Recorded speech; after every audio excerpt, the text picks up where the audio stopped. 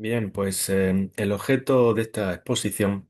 es realizar una reflexión teórica acerca de la situación actual del arte en relación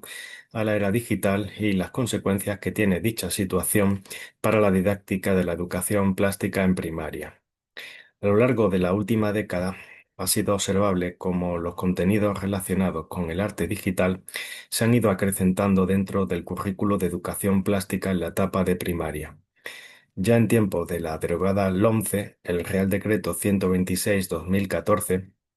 especificaba en sus estándares de aprendizaje evaluables para la educación plástica el manejo de programas informáticos sencillos orientados a la elaboración y retoque de imágenes digitales, así como en la realización de obras de animación audiovisual. En la actual etapa LOMLOE, los saberes básicos de tercer ciclo de educación primaria establecido en el Real Decreto 157/2022 mantienen y amplían los aspectos relacionados con el uso de programas informáticos tanto para la modificación de imágenes como para la realización de cortometrajes de animación audiovisual. Es decir, el arte tecnológico se potencia en la normativa de educación, afectando por ello directamente a la didáctica de la educación plástica. Proyectores digitales y software gratuito como GIMP y XNView constituyen hoy día valiosas herramientas para la didáctica de la educación plástica al permitir la inmediata visualización práctica de las explicaciones de los tutores acerca de los contenidos curriculares referidos a la modificación de imágenes, facilitando así su comprensión al alumnado. Del mismo modo, generadores de imágenes realistas por inteligencia artificial gratuitos como Real-Time Flux Image Generator permiten crear modelos de referencia que adoptan la postura e iluminación deseada por los artistas, lo que resulta de ayuda a la hora de componer una obra. Disponiendo de tantas herramientas tecnológicas, podría pensarse que estamos en un momento ideal para enseñar arte, pero imaginemos que en nuestra época el propio concepto de arte no estuviese claro. ¿Cuál sería el resultado de emplear toda esa maquinaria de tecnología digital sin un rumbo claro? En Historia de seis ideas, Vladislav Tatarkiewicz analizó la evolución del concepto de arte a lo largo de la historia,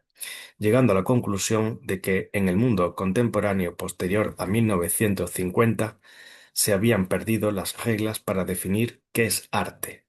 Como mucho, Tatarkiewicz se atrevía a mencionar algunas características: novedoso, extremista y opositor, y Juan Plazaola a afirmar su orientación clamorosamente creativista, no imitativa. De todo ello deducimos que vivimos un periodo de confusión sobre el criterio para definir y valorar el arte, debido a que han desaparecido las reglas claras y estrictas que existieron en los periodos anteriores de la historia. Quizás, en paralelo a esta ausencia de reglas en el arte, Guy Debord, en su obra La sociedad del espectáculo, afirmó que allí donde ninguna regla de conducta puede mantenerse establemente, cada resultado de la cultura implica un progreso hacia su disolución. ¿Supone la ausencia de reglas en el arte un síntoma de la disolución del mismo? Las ideas planteadas por Debord parecían apuntar en esa dirección. El autor francés afirmó que el arte fue el lenguaje que articuló a las sociedades que se desarrollaron hasta la época del arte barroco. Aquellas sociedades anteriores al siglo XVIII, Debord las describía como comunidades cohesionadas en torno a un mito religioso. Debord afirmaba que cuando dichas sociedades perdieron aquel centro mítico, el arte se separó de su primitivo sentido para pasar a ser una producción individual de obras separadas, teniendo como consecuencia que el arte iniciase su propio proceso de disolución.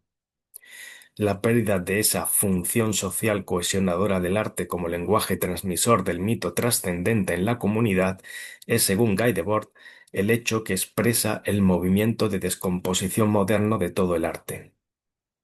Este arte en descomposición se caracteriza, según Debord, por su foco en lo efímero y en el cambio, como resultado de haberse separado de los valores de eternidad que poseía el mito religioso de la comunidad que le dio origen, pasando a centrarse en el devenir de la vida diaria desde una perspectiva individualista. Por su parte, Oswald Spengler, en su obra La decadencia de Occidente, parece coincidir con el diagnóstico de Guy Debord respecto al arte. Spengler afirmaba que todo gran estilo artístico tenía su origen en el símbolo primario que expresaba la esencia del macrocosmo, y que cuando aquel símbolo sublime palidecía, es decir, cuando el contenido místico y sagrado que expresaba aquel estilo artístico comenzaba a olvidarse, entonces llegaba la decadencia de aquel estilo, en un desfile de formas vacuas, muertas interiormente, que experimentaban combinaciones eclécticas, a menudo bajo el capricho artificioso y efectista, que finalmente deshacía el convencionalismo de siglos. En concordancia con lo anterior, Jean Baudrillard, en su obra La transparencia del mal, afirmaba que el arte de nuestra época había desaparecido como pacto simbólico que planteara una figura trascendente.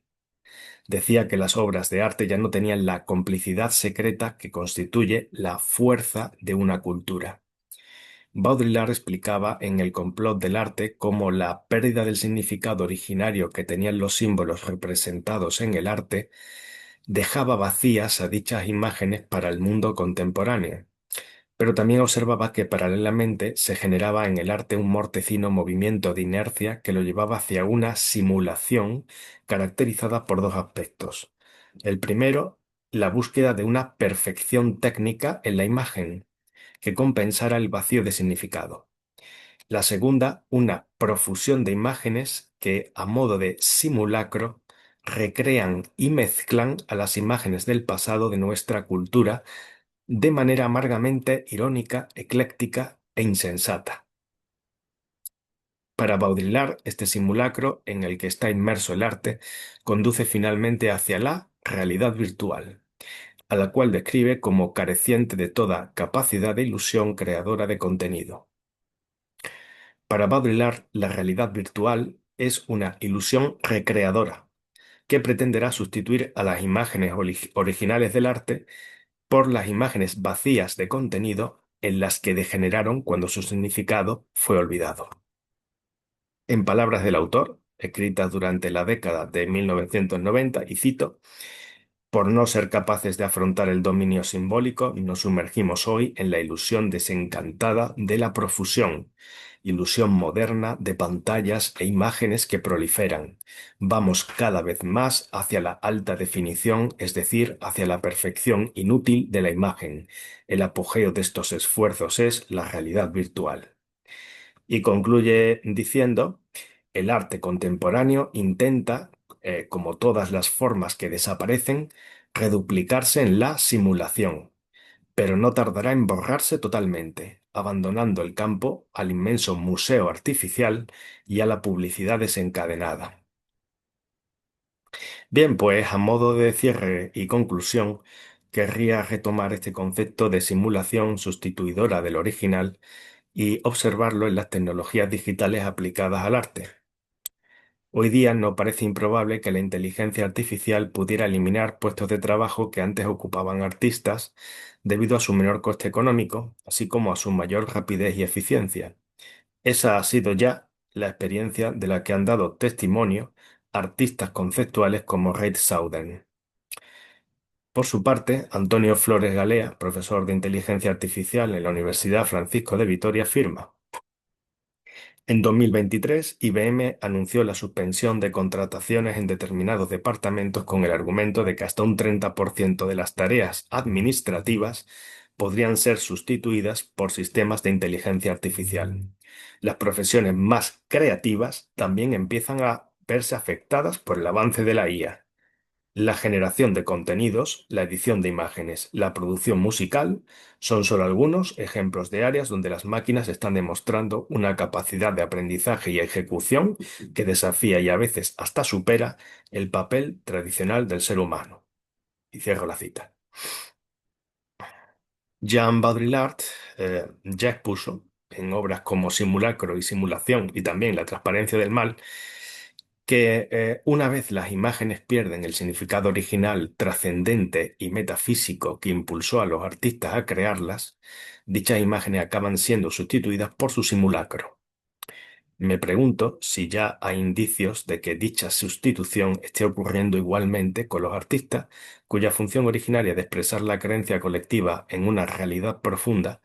parece haber caído en desuso, siendo reorientada hacia la estetización de los productos de consumo, tarea para la cual la inteligencia artificial está demostrando ser cada vez más adecuada, por eficiente y menos costosa a las empresas.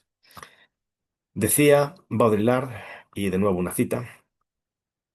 toda la maquinaria industrial del mundo se ha visto estetizada, toda la insignificancia del mundo se ha visto transfigurada en estética. Hasta lo más marginal y lo más banal, incluso lo más obsceno, se estetiza, se culturiza, se museifica.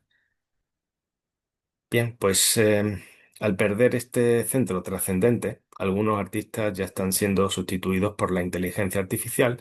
una inteligencia que ya no crea imágenes que expresen el originario significado metafísico, sino que recrea formas vacías de contenido a partir de la combinación del aspecto externo de las imágenes que generaron los artistas del pasado.